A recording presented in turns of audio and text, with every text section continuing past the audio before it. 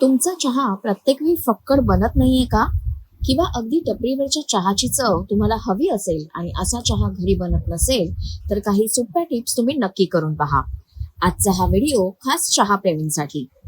सकाळची घाई असो किंवा ऑफिसचा थकवणारा दिवस, एक कप कडक चहा दिवस चांगला बनवतो.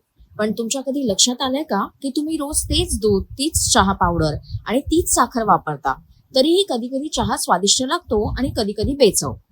असं जर तुम्हाला वाटत असेल की जास्त दूध घातल्याने किंवा महागडी चहा पावडर वापरल्याने चहा चांगला होतो, तर हा तुमचा गैरसमज आहे.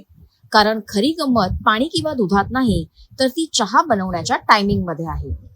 लोक अनेकदा पाणी घातल्यानंतर लगेच चहा पावडर घालतात, पण ही एक मोठी चूक आहे. सर्वात पहिल्यांदा तुम्ही पाणी पूर्णपणे उकळून घ्या. पाणी उकळू लागल्यानंतर मगच चहा पावडर घाला. चहा पावडर घातल्यानंतर पाणी फक्त 2 ते 3 मिनिटं उकळा. कारण जर तुम्ही चहा पावडर जास्त वेळ उकळली, तर चहाच्या पानांमधून टॅनिन बाहेर पडते आणि चहा कडू होतो. आता दुसरी चूक म्हणजे तुम्ही आलं जर ठेचून थंड पाण्यात घालत असाल, तर तुम्हाला हवा तसा सुगंध कधीच मिळणार नाही.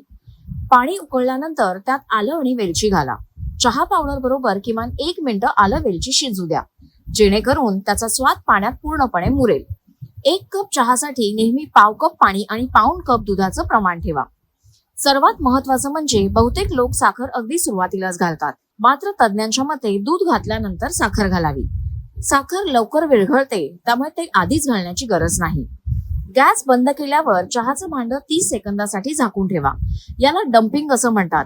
यामुळे चहाचा सुगंध कपात पोहोचण्यापूर्वी उडून जात नाही आणि त्याची चव अधिक चांगली होते. तर हे आहे बेस्ट चहाचं सिक्रेट. तुम्हीही नक्की करून पहा.